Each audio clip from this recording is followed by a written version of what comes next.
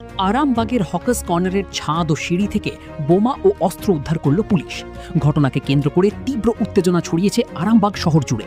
এদিন গোপন সূত্রে খবর পেয়ে হঠাৎ ওই এলাকায় হানা দিয়ে একাধিক তাজা বোমা ও ধারালো অস্ত্র উদ্ধার করে পুলিশ।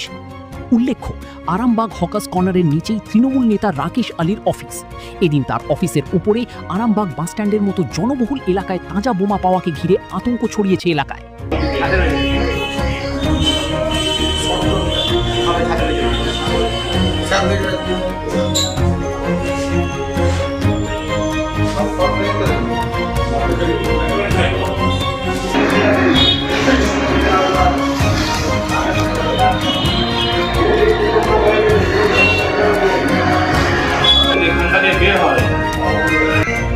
বাসগুলো যেখানটা থেকে বের হয় সেই সোজা হকার্সখানার উপরে,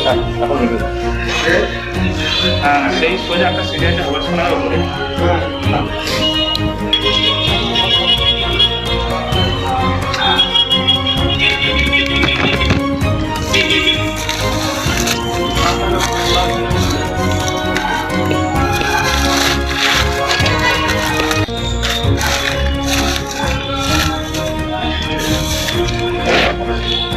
বিভিন্ন ধরনের খবরের জন্য লাইক ও সাবস্ক্রাইব করুন বাংলার কথা।